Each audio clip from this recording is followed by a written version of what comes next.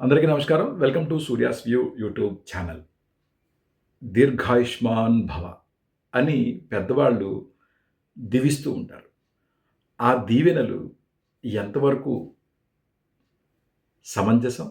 అంటే 100% ఆ దీవెనలు సఫలీకృతం అవ్వాలి అంటే గనక మన తరపు నుంచి కూడా కొన్ని పనులు చేయాలి. మీకు మచ్చుకి 3 పనులు చెప్తాను. ఏమి చేయాలి అనేది. దీర్ఘాయుష్మాన్ భవలో 3 సూత్రాలు. మొదటి సూత్రం సూర్యోదయం, సూర్యాస్తమయం ఈ 2 మనం గనక చూడగలిగినట్లయితే మనకి హెల్త్‌కి ఎటువంటి ఢోకా లేదు. ఎందుకు అంటే సూర్యోదయం చూడగలిగితే మనకి చాలా టైం మన చేతిలో ఉన్నట్టే. ఆటోమేటిక్‌గా మనం వాకింగ్‌కెళ్తాం. మిగతా పనులు చేసుకుంటాం. సో దట్ లేజీనెస్ అనేది దూరం అయిపోతుంది. సో సూర్యోదయం, సూర్యాస్తమయం అనేది మనం చూడడం నేర్చుకోవాలి. పాయింట్ నంబర్ 2 ఆహారం. ఆహారం తినడంలో ఒక డిసిప్లిన్‌తో తింటుంటాం.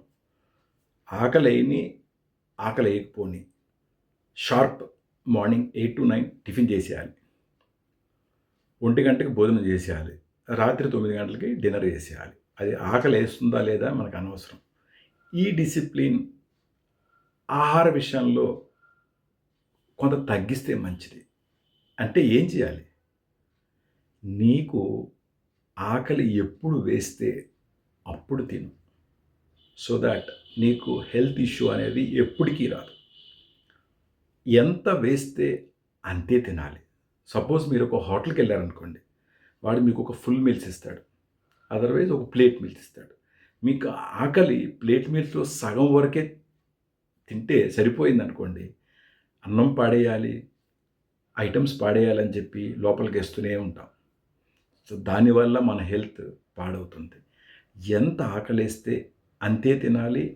ఆ టైంలోనే తినాలి. దానివల్ల నీ ఆరోగ్యం 100% బాగుంటుంది. Third input, output. జనరల్‌గా any chemistry or any equations చూస్తే గనక అవుట్‌పుట్ డివైడెడ్ బై ఇన్‌పుట్ అయితే గనక ఎఫిషియన్సీ అంటారు. మన బాడీ ఎఫిషియన్సీ కరెక్ట్‌గా పనిచేస్తుందంటే గనక నీకు బాగా ఆకలేసి ఇన్‌పుట్ తీసుకున్నావనుకోండి, విసర్జించడం కూడా అట్లాగే చేయగలిగితే అంటే బాడీలో నీకు బాగా ఆకలేసింది కరెక్ట్‌గా విసర్జిస్తున్నావంటే గనక నీ హెల్త్ పర్ఫెక్ట్‌గా ఉన్నట్టే.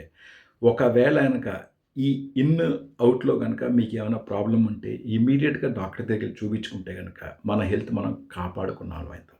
సో ఈ 3 సూత్రాలు మీరు పాటిస్తే దీర్ఘాయుష్మాన దీర్ఘాయుష్మాన్ భవ అనేది మనకి వర్తిస్తుంది. హోప్ నా మెసేజ్ మీకు నచ్చినట్లుగా భావిస్తాను. Thank you so much.